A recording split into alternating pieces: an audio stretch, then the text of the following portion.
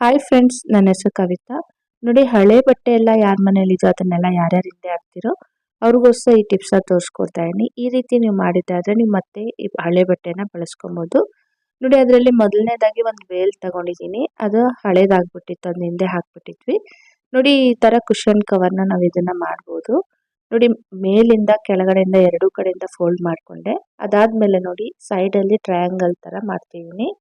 ನೋಡಿ, ಒಂದ್ಸಲ ಈ ರೀತಿ ಫೋಲ್ಡ್ ಮಾಡಬೇಕು, ಮತ್ತೆ ಆ ಕಡೆ ಇರೋದನ್ನ ಈ ರೀತಿ ನೋಡಿ, ಅಲ್ಲಿ ಟ್ರಯಾಂಗಲ್ ಶೇಪ್ ಬರುತ್ತೆ. ಇದನ್ನ ಎರಡು ಕಡೆಯಿಂದ ಈ ರೀತಿ ತಕೊಂಡ್ಬಿಟ್ಟು ಮಧ್ಯಕ್ಕೆ ಮಾಡಿದ್ರೆ ನೋಡಿ, ತುಂಬಾನೇ ಒಂದು ಚೆನ್ನಾಗಿರೋ ಒಂದು ಪಿಲ್ಲೋ ಕವರ್ ರೆಡಿ ಆಗುತ್ತೆ. ತುಂಬಾ ಚೆನ್ನಾಗಿರುತ್ತೆ. ನೀವು ಬೇಕಾದ್ರೆ ಇಲ್ಲಿ ಬಟನ್ಸ್ ನೀವು ಹಾಕೊಬಹುದು, ಇಲ್ಲಾಂದ್ರೆ ನೀವು ಅಲ್ಲೇ ಪಿನ್ ಹಾಕಿ ಹಾಗೆ ಸಹ ಬಿಡ್ಬೋದು ಫ್ರೆಂಡ್ಸ್. ತುಂಬಾ ಚೆನ್ನಾಗಿ ನೀಟಾಗಿ ಕಾಣುತ್ತೆ. ನೀವು ಎಲ್ಲಿ ಬೇಕಾದ್ರೂ ಇದನ್ನ ಅರೇಂಜ್ ಮಾಡಿ ಇಡ್ಬೋದು.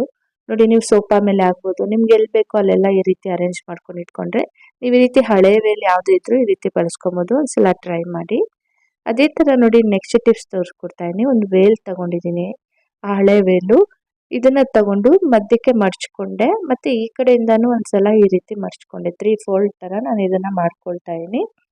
ಮಾಡಿದ್ದಾದ್ಮೇಲೆ ನೋಡಿ, ಫೋಲ್ಡ್ ಮಾಡಿದಾದ್ಮೇಲೆ ನೋಡಿ, ಆ ಕಡೆಯಿಂದಾನು ಮಡಿಸಿದೆ ಮತ್ತೆ ಈ ಕಡೆಯಿಂದಾನು ಮತ್ತೆ ಈ ರೀತಿ ಒಂದ್ಸಲ ಮಡ್ಚ್ಕೊಳ್ತೀನಿ. ನಾನು ಪೂರ್ತಿ ನೀಟಾಗಿ ಸರಿ ಮಾಡಿಕೊಂಡು ಈ ರೀತಿ ಒಂದ್ಸಲ ಮೇಲಿಂದ ಕೆಳಕ್ಕೆ ನಾನು ಮಡ್ಚ್ಕೊಳ್ತೀನಿ ಫ್ರೆಂಡ್ಸ್. ಅದಾದ್ಮೇಲೆ ಒಂದು ಆಂಗರ್ ತಗೊಳ್ಳಿ. ಆಂಗರ್ ತಗೊಂಡು ಒಳಗಡೆಗೆ ಸೇರಿಸ್ಕೊಂಡು ಮಧ್ಯಕ್ಕೆ ಅದನ್ನ ಈ ರೀತಿ ಮಾಡ್ಕೊಳ್ಳಿ. ನೋಡಿ, ಮಧ್ಯಕ್ಕೆ ಹಾಕಿಟ್ಟಿದ್ದೀನಿ. ಮಧ್ಯಕ್ಕೆ ಹಾಕ್ಬಿಟ್ಟು ಎರಡನ್ನ ಈಕ್ವಲ್ ಮಾಡ್ಕೊಳ್ಳಿ. ಕೆಳಗಡೆ ಎರಡು ಈಕ್ವಲ್ ಆಗಿರ್ಬೇಕು. ಆ ಥರ ಮಾಡ್ಬಿಟ್ಟು ಕೆಳಗಡೆ ಭಾಗ ಇದೆಲ್ಲ ಅದನ್ನ ನೀವು ಮತ್ತೆ ಇನ್ನ ಒಂದು ಹ್ಯಾಂಗರ್ನ ನಾನು ಮತ್ತೆ ಸೇರಿಸ್ತಿದ್ದೀನಿ. ಸೇರಿಸ್ಬಿಟ್ಟು ಅಲ್ಲಿ ಹೊಲಿಗೆ ಹಾಕ್ಬಿಡ್ತೀನಿ ನಾನು. ಪೂರ್ತಿ ಎರಡು ಆಂಗರ್ ಹಾಕಿದ್ದಾದ್ಮೇಲೆ ನೋಡಿ, ಆ ಕಡೆ ಲಾಸ್ಟಿಗೆ ಬರುತ್ತೆ ಇನ್ನೊಂದು ಆಂಗರ್ ಬಂದ್ಬಿಟ್ಟು. ಎರಡು ಒಂದೇ ಕಡೆ ಇಡಿ ಮೊದಲು. ಮತ್ತೆ ಈ ರೀತಿ ಹೊಲಿಗೆಯನ್ನ ನೀವು ಹಾಕೊಂಬಿಡಿ. ನೀವು ಬೇಕಾದ್ರೆ ಮೆಷಿನಲ್ಲಿ ಸಹ ಸ್ಟಿಚ್ ಮಾಡ್ಬೋದು, ಇಲ್ಲ ಹಾಗೇನು ಹೊಲಿಗೆ ಹಾಕ್ಬೋದು.